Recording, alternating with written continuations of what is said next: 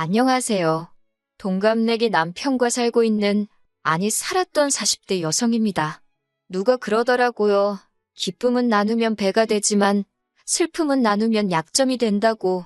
그래서 지인들에게도 속 시원히 터놓고 말을 못했는데 요즘 어디에라도 이 답답한 마음을 털어놓고 싶어서 죽겠더라고요.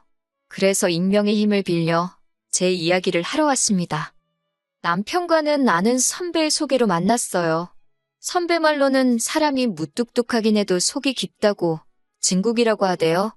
진국이고 뭐고 솔직히 소개팅은 내키지는 않았는데 그도 그럴 것이 저는 낯도 가리고 쑥스러움이 많아 자연스러운 만남을 추구하는 편이었거든요. 하지만 남편을 소개받을 당시 제 나이 28살이었고 그래서인지 주변 친구들은 결혼 준비를 하고 있거나 연애를 하기에 바빴네요. 그렇다 보니 저도 언젠가부터 조바심을 느끼고 있었고요. 그래서 일단 한번 만나나 보자 싶어서 나갔습니다. 그런데 무뚝뚝한 남자라는 선배의 말과는 달리 남편은 좀 버벅거리기는 했어도 같이 있는 내내 어떻게든 대화를 이끌어가려고 노력하대요. 낯을 많이 가리는 것 같기는 했지만 자기 딴에는 그래도 농담도 던지고 그런 모습이 저한테 잘 보이려고 노력하는 것 같아서 보기 좋았어요. 그렇게 그날 밥 먹고 차 마시고 어쩌다 보니 맥주까지 한잔했네요. 그리고 이후로도 몇 차례 더 비슷한 데이트를 했고 저희는 사귀기 시작했지요. 이후로 남편과는 3년을 사귀었는데 그 시간 동안 남편은 단 한 차례도 술이나 여자 문제로 저를 가슴 아프게 한 적이 없었습니다. 그래서 결혼 상대로 제격이라고 생각했어요. 너무 단순하다, 어이없어 보일 수도 있지만 사실 저희 언니가 형부의 외도로 굉장히 오래 힘들어했거든요. 그런 언니를 옆에서 지켜보고 있으니 돈이고 인물이고 다 필요 없다 싶었어요. 나만 사랑해주고 나만 위해주면 최고다. 그렇게 생각했달까요? 결혼 준비를 하는 과정은 그다지 까다롭지 않았어요. 주변 사람들 중 몇몇이 남편이 홀어머니의 위로 누나 둘이 있다는 걸 알고 저더러 잘 생각하란 식으로 충고를 하기도 했는데 솔직히 말해서 그땐 그런 말이 귀에 들어오지 않았네요. 그리고 실제로 어머님을 두세 번 만났었는데 어머님이 저에게 살갑게 대해주신 건 아니지만 특별히 나쁘게 하신 것도 없었거든요. 저 또한 모녀 같은 고부 사이를 원하지도 않았기에 딱히 서운한 것도 없었고요. 어머님의 대면대면하신 태도가 오히려 편했다니까요. 그래서 결혼을 하더라도 어머님이나 신우들하고 갈등을 겪을 일은 없을 거라고 생각했는데 제가 너무 단순했던 거지요. 말이 나와서 말인데 시댁 사정은 듣자 하니 빠듯했어요. 남편 말로는 아버님 돌아가신 이후로 어머님이 자식새 키운다고 건물 청소면 남의 집살림이며 이일저일 가리지 않고 하셨대요. 고생을 많이 하셨다고요. 그래서 남편이 자기가 취직한 이후로는 어머님더러 일을 그만하시라 했답니다. 그리고 이후로 생활비로 한 달에 50만 원씩 보내드리고 있다대요. 신우들도 얼마씩 보내드린다고 하는데 정확히 액수까지는 모르겠어요. 다만 결혼 후에 신우들 집에도 갔었는데 까놓고 말해서 해놓고 사는 거 보니까 사는 게 여유 있어 보이지는 않더라고요. 아무튼 그래서 어머님은 자식 셋이 보내주는 용돈과 나라에서 받는 약간의 연금으로 생활을 이어나가고 계셨어요. 결혼할 때도 따로 도움을 받은 건 없습니다. 남편이 모아둔 돈과 제가 모아둔 돈을 합해 허례허식은 생략하고 남들 눈에 튀지 않는 선에서 결혼을 했어요. 그렇게 남편과 부부의 연을 맺고 앞으로 지금까지 해왔던 것처럼 서로 아껴주고 성실히 살면 될 줄 알았습니다. 그런데 이게 웬걸요? 제 남편 말이에요. 효자도 그런 효자가 없더라고요. 연애할 때는 도통 티를 안 내서 전혀 눈치채지 못했는데 갑자기 사람이 어머님 이야기만 나오면 눈물이 그렁그렁 맺히질 않나, 안쓰러워서 밥 먹다가 목이 메인다 하질 않나? 아니, 저도 부모님 계시지만 별꼴이더라고요. 누가 보면 정말 저희 어머님 막말로 돌아가실 날 받아놓고 사는 분인 줄 알 만큼 걸핏하면 어머님 불쌍하다고 그러는데 처음에야 물론 저도 그런 남편을 달래주고 이해해주려고 했어요. 그런데 제가 그럴수록 남편이 저에게 이상한 요구를 해오더라고요.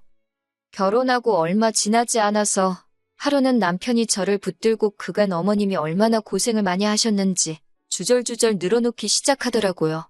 한 30분 넘게 듣고 있으니까 저도 사람인데 슬슬 지겹기도 하고 저희 부모님도 고생 많이 하셨거든요.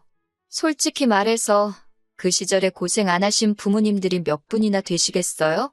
다들 자기 자식은 당신보단 낫게 살게 하겠다고 고생 많이들 하셨지요. 그렇다고 남들한테 내 부모 고생한 거 알아달라고 할 수는 없는 거잖아요. 본인부터 잘해야지. 그런데 남편은 자기가 대학을 다닌답시고 서울에 올라온 이후로 지금까지 어머님께 너무 소홀했다며 그게 너무 후회가 된다고 앞으로 어머님한테 잘하고 싶대요. 그러면서 저더러 연락도 자주 드리고 한 달에 두세 번은 내려가서 식사도 같이 하고 그랬으면 좋겠다는 거예요. 그리고 그 말은 그냥 말뿐이 아니었습니다. 이후로 걸핏하면 왕복 2시간 거리인데 갔다 오자, 가서 먹고 오자, 모시고 어디 가자, 미치겠더라고요. 그래서 한 1년 가까이 그 집거리 하다가 못하겠다 했습니다. 20분 거리에 있는 친정도 한 달에 한 번을 못 가는데 2번이고 3번이고 매주 시댁에 가는 거 힘들어 죽겠다고요. 그랬더니 남편이 어머님이 저한테 뭘 시키는 것도 아닌데 뭐가 힘드냐입니다. 남편 말대로 저희 어머님이 저한테 밥해라 뭐해라 그런 걸 시키지는 않으세요. 그렇다고 제가 시댁에서 2발 뻗고 편하게 누워있을 수가 있나요? 잠을 잘 수가 있나요? 그러다 한 번은 어떻게 보면 마지막이기도 한데 어머님 댁에서 신혼회까지 모여서 다 같이 식사를 하게 되었어요. 신우들도 음식을 해왔고 저도 해갔고 그래서 온 가족이 모여서 잔칫날 마냥 한 끼 먹게 되었습니다. 조카들까지 다 와서 거의 10명 가까이 모였으니 설거지거리가 좀 많았겠어요? 그런데 식사를 마치고 나니까 다들 뭐 부산하게 움직이는 것 같더니 어느새 TV 앞에 옹기종기 모여있더라고요. 저만 부엌에 덩그러니 서 있고 이런 일이 처음 있던 건 아닌데 그날은 왜 그렇게 짜증이 나던지요. 그래서 남편을 불러서 설거지를 시켰어요. 그랬더니 어머님이 불이 나게 쫓아와서는 당신은 아들 키울 때 한 번도 손에 물 닿게 한 적이 없다면서 가뜩이나 바깥일 하느라 힘든 사람한테 이런 일까지 하게 하지 말라고 하시는 거예요. 제가 웃으면서 어머님 저도 바깥일 하는데 그러면 형님들더러 하라고 할까요? 하고 물었습니다. 저희 형님들은 2분 다 전업주부거든요. 그랬더니 어머님이 그냥 하지 말고 냅두랍니다. 저희 다 가고 나면 당신이 하신다고요. 그런데 솔직히 그것도 말이 안 되잖아요.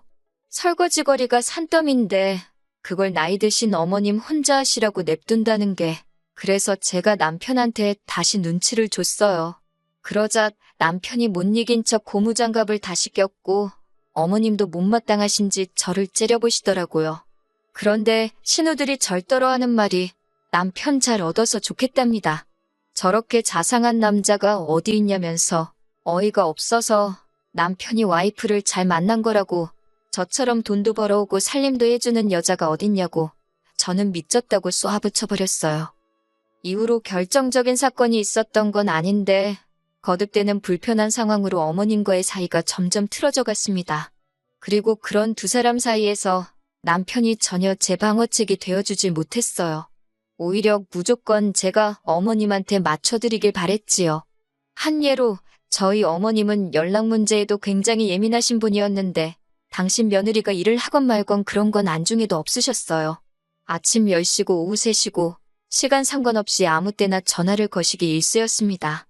그러다 제가 못 받잖아요? 그러면 바로 남편에게 연락을 해서는 결혼할 때 돈 안 해줬다고 전화도 일부러 피하는 거 아니냐. 제가 어머님을 무시하는 것 같다는 식으로 말씀하시더라고요. 더 화가 나는 건 어머님이 그런 억지를 쓰시면 남편이란 인간이 그럴 리가 있냐거나 무슨 말을 해서든 오해를 푸시게 해야 하는데 그런 게 없었어요. 오히려 저한테 전화를 해서 정말 어머님 전화라서 일부러 안 받은 거냐고 추궁을 하더라니까요. 그리고 이런 일이 반복되다 보니 잘해봤자 한 번 실수하면 끝이구나 싶어서 잘하고 싶지도 않더라고요. 그래서 결혼한 지 한 2, 3년 차가 됐을 무렵에는 그냥 정말 며느리로서 해야 할 일만 했어요. 예쁨 받는 며느리 되고 싶다 욕심낸 적도 없지만 아예 마음에서 비웃달까요? 그러다 결정적으로 이혼으로 치닫게 된 사건이 벌어졌습니다. 시작은 반찬이었지요. 제가 결혼하고 2년차쯤 되었을 때 친정아버지께서 은퇴를 하셨는데 이후로 공기 좋은 곳에서 생활하고 싶다며 친정어머니와 함께 지방으로 내려가셨어요. 그리고 이후로는 그곳에서 생활하시면서 저에게 반찬 같은 걸 보내주십니다. 저희 친정어머니는 음식 솜씨가 좋으신데 전 그렇지 못하거든요. 그리고 남편도 저희 친정어머니 음식을 엄청 잘 먹고 좋아했고요. 그런데 언젠가 한번 어머님께서 저희 집에 오셨다가 친정어머니 음식으로 가득한 저희 집 냉장고를 보시고는 솔직히 지금도 정확한 이유는 모르겠지만 기분이 상하셨더라고요. 그리고 이후로 계속해서 어머님도 반찬을 보내기 시작하셨어요. 그런데 문제는 맛이 없었다는 거예요. 제 입에 안 맞는 게 아니라 정말 누가 먹어봐도 맛이 없다고 할 만큼요. 어머님 아들인 남편도 잘 안 먹던걸요.